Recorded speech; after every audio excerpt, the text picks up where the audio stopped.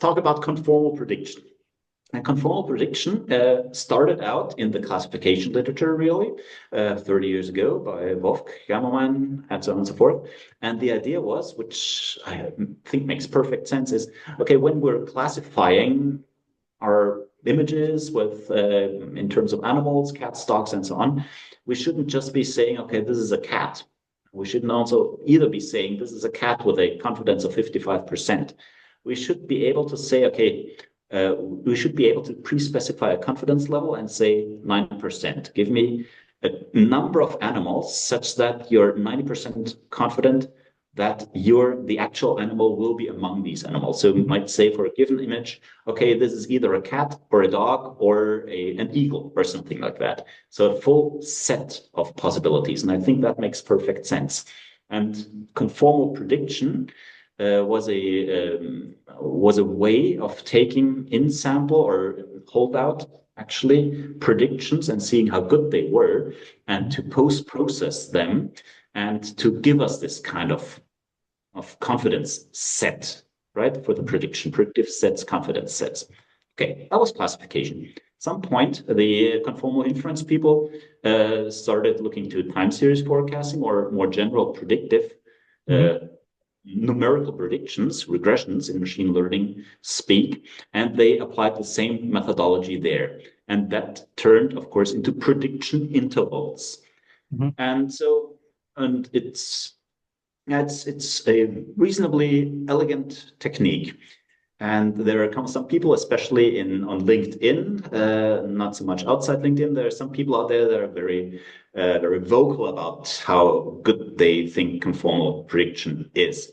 Okay, a couple of things to say to that. So first thing that I observe is that prediction intervals are really nothing new in the forecasting literature. And people have been doing prediction intervals, so not just saying, I forecast 5, but with 90% confidence, I forecast something between 3 and 8. Prediction interval. They've been doing that for a long time.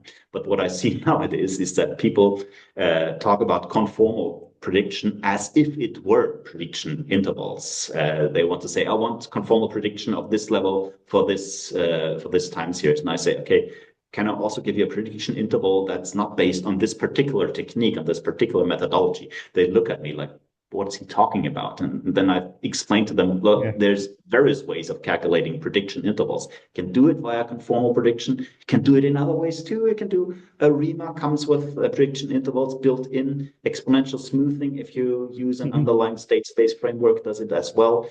And actually this much of conformal prediction relies on looking at in-sample residuals and using them. And the simplest way of doing conformal prediction just says, okay, essentially just resamples in-sample residuals and projects them out. And that's not rocket science. That's something I'm sure that people have been doing that in time series forecasting before conformal prediction came around, but it was never worth a name by itself because it's just so immediate.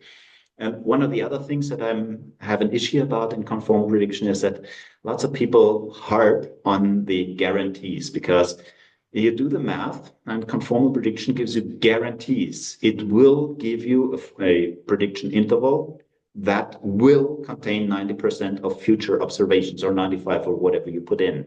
And people tout that as a main advantage of conformal prediction. I always say, well, good to read the fine print here because this guarantee always comes with a lot of assumptions. In the original case, it was exchangeability of observations, which of course doesn't hold at all in time series context. That's what we've been talking about for an hour and a half now.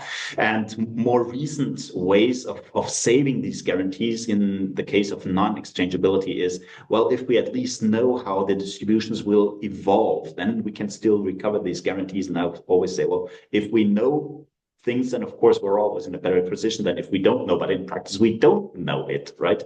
And then I go back to my retail forecasting situation and say, okay, look, here's a time series of a product and that will have its first promotion starting tomorrow. Give me a 90% prediction interval for sales during this promotion that starts tomorrow and give me a guarantee that you will hit that with 90% confidence. And that's when people usually don't get an answer anymore, because that is just not covered by the preconditions, or either it's not covered by the preconditions, or if you go through the machinery, then you get prediction intervals that still cover everything with at least 90% confidence, but are so wide that they're completely useless for subsequent decision making.